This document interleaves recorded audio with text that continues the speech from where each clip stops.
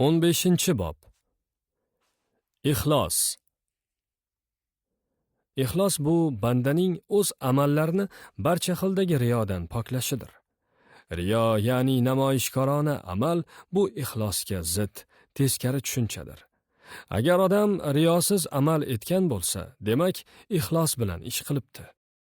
Riyo qilgan ishini namoyish va e'lon etish bilan faqat odamlar yuragidan joy olishga, shuhratga va nihoyat obro'ga ega bo'lishdir. Hatto bu qilgan ishlari yaxshi ishlar bo'lsa ham.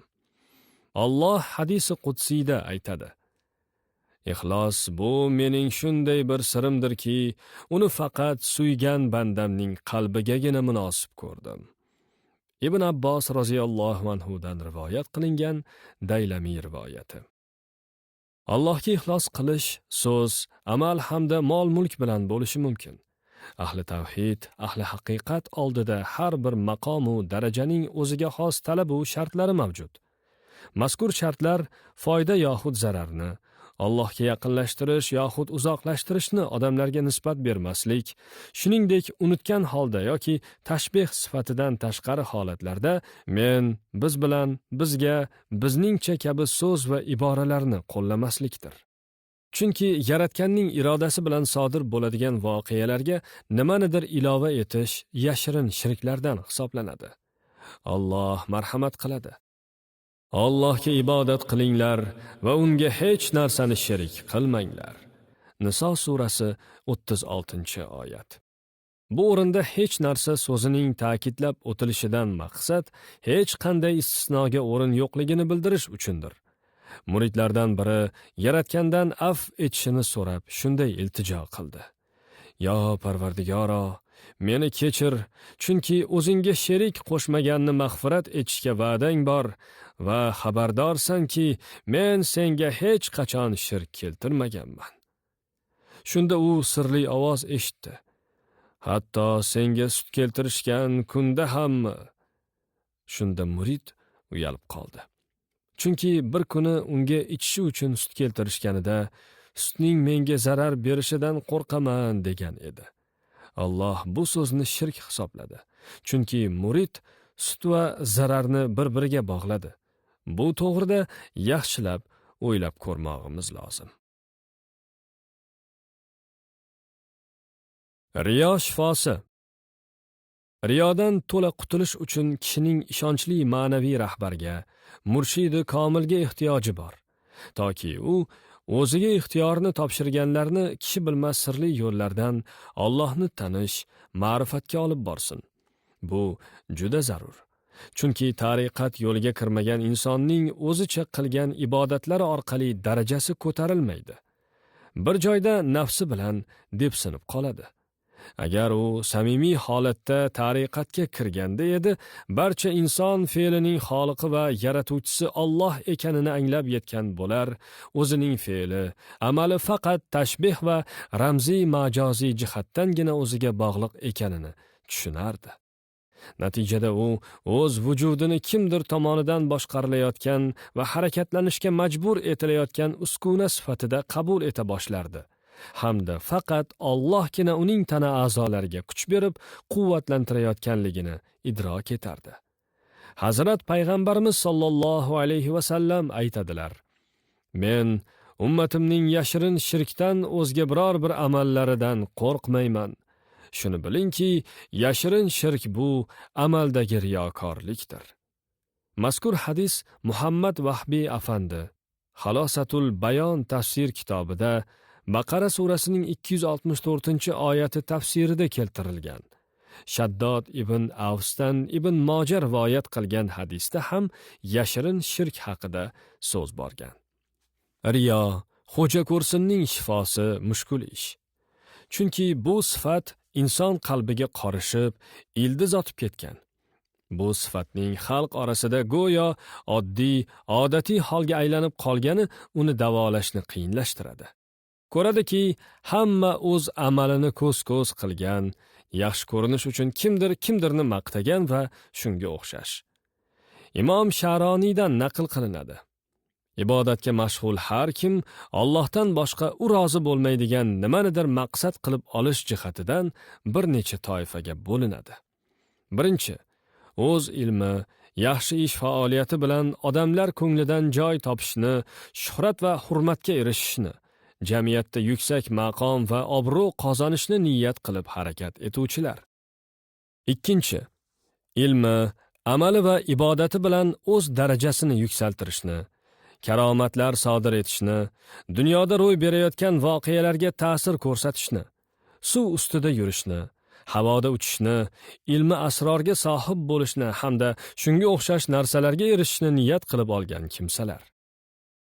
Uchinchi, o'z ilmi va faoliyatidan dunyoviy maqsad va manfaat ko'zlamay, faqat jannatdan joy olishni, go'zal jannat qizlari, hurlar va boshqa abadiy hayot ne'matlariga ega bo'lishni istovchilar. To'rtinchi, o'z ilmi va faoliyati vositasida do'zax olovidan, qiyomat kunidagi jazo va hisob-kitobdan saqlanishni istovchilar. Beshinchi, o'z ilmi va faoliyati orqali Allohga yaqin bo'lishga, uning roziligi va ishqiga erishishga harakat qiluvchilar.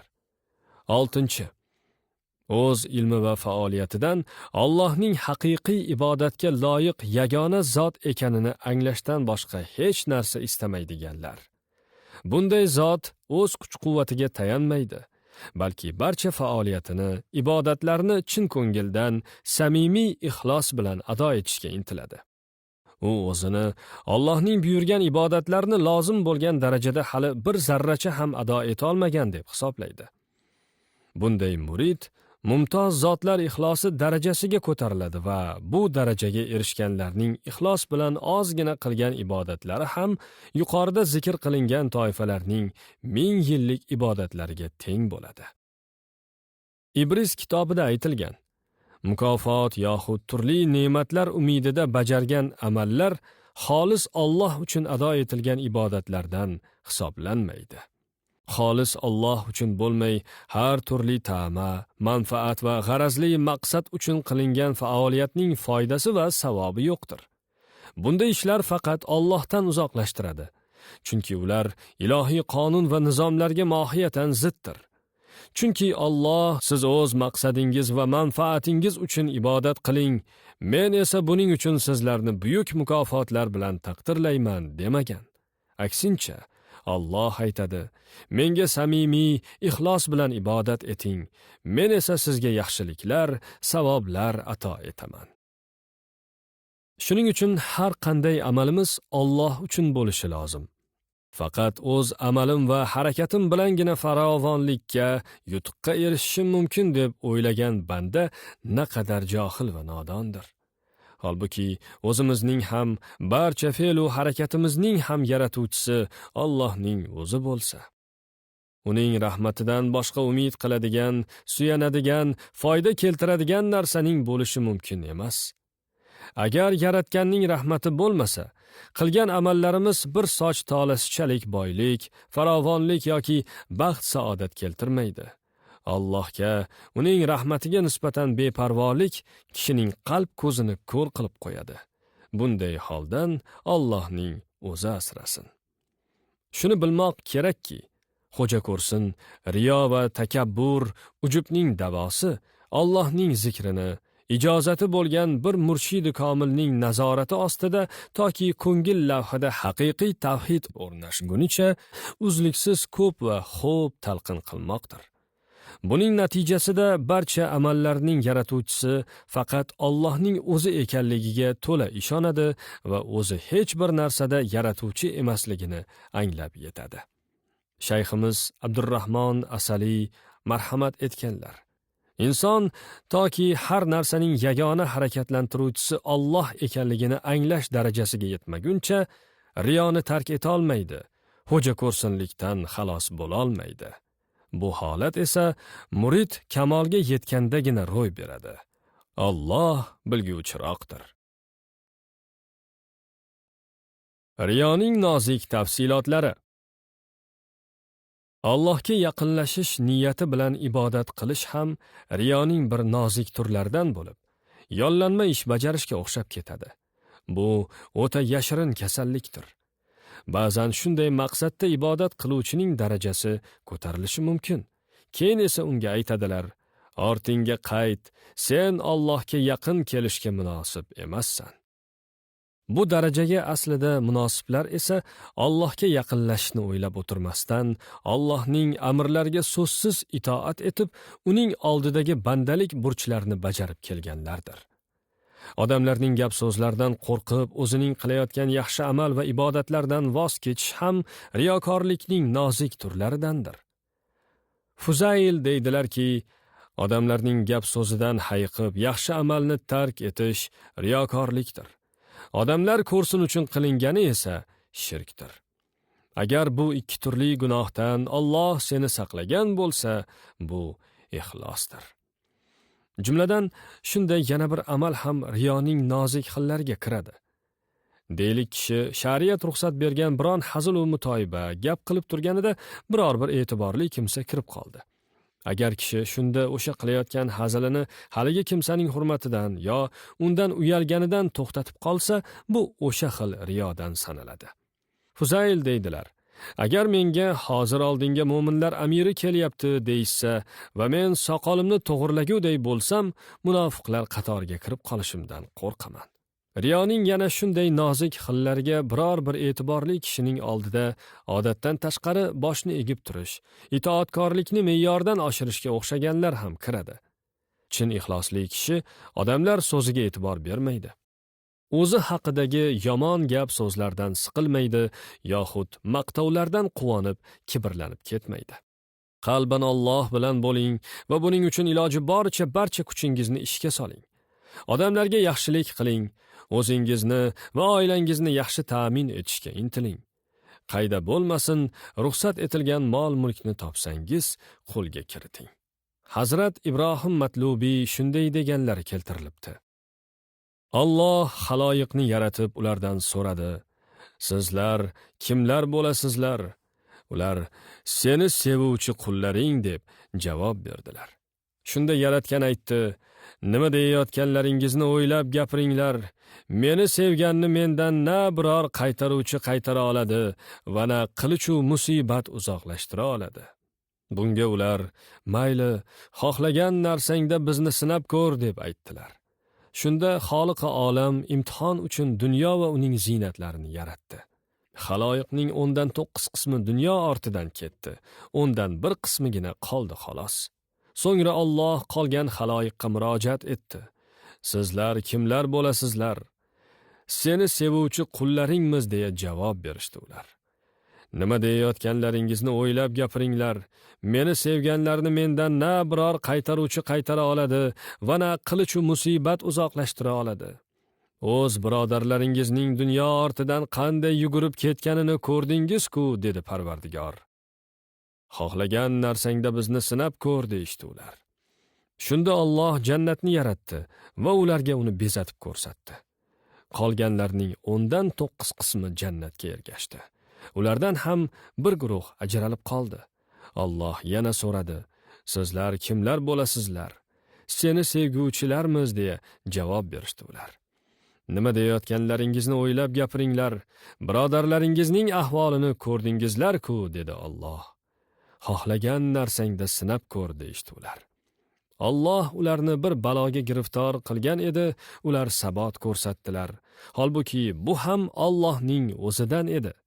Shunda Alloh ularga bunday dedi: "Sizlar mening haqiqiy qullarimsiz. Sizlar dunyo va jannatga qarab yugurmadingizlar va musibatdan ham qochmadingizlar. Ey farishtalarim, guvoh bo'linglarki, men ulardan rozi bo'ldim va ularni dargohimga qabul etdim." Ixlos haqida go'zal so'zlar. Alloh deydi: "Ogoh bo'lingkim, xolis din Allohnikidir." Zumar surasi 3-oyat. Bu oyatda Alloh bandalarning ibodat vaqtida unga nisbat bergan shirklardan pokdir degan ma'no nazarda tutilmoqda.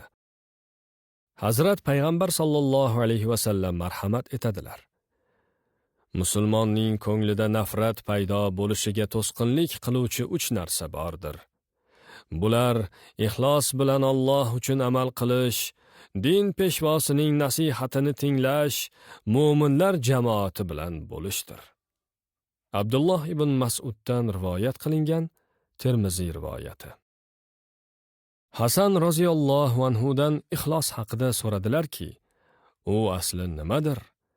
U zot aytdilar: Men ixlos haqida Huzayfa roziyallohu anhudan so'radim. U asli nimadir? U zot Hazrat payg'ambar sollallohu alayhi va sallamdan ixlos haqida so'ragan ekanlar. U asli nimadir? Hazrat payg'ambarimiz alayhissalom Hazrat Jabroil alayhissalomdan ixlos haqida so'ragan ekanlar. U asli nimadir deya Jabroil alayhissalom Alloh taborak va taolodan ixlos haqida so'rabdilar. U asli nimadir? Alloh taborak va taolo ixlos bu meni sevgan bandamning qalbiga jo etgan sirlarimdan bir sirdir deb javob beribdi. Andalusiy rivoyati. Aytilgan ekanki, bizlarning ixlosimiz samimiy deb o'ylaguvchilarning ixloslari aslida samimiyatga muhtojdir. Junayd aytgan ekanlar, ixlos bu yaratgan bilan bandasi orasidagi bir sirdir. U haqda na bitib borguvchi farishta biladi, na buzg'unchi shayton ogoh va na qaytarguvchi havoi nafsning xabari bor. Sahldan so'radilar: Nafs uchun eng mushkul narsa nima? U zot javob berdilar: Ixlos, chunki nafs undan hech qanday nasiba ola olmaydi. Ba'zilar aytgan ekanlar, La ilaha illalloh deguvchilar ko'p, lekin ularning orasida chin ixlos egalari kam. Shuningdek aytilganki, qaysi bir banda chin ixlos ila 40 kun uzluksiz amal qilsa, qalbidan hikmat buloqlari otilib chiqib, tilida joriy bo'lgay. Solihlardan biri shunday degan ekan: Dunyodagi eng noyob va nodir narsa ixlosdir. Riyoni qalbimdan ildizi bilan qo'porib tashlashga ko'p intildim, ammo u har safar yana boshqa bir suratda gullab yashnayverardi.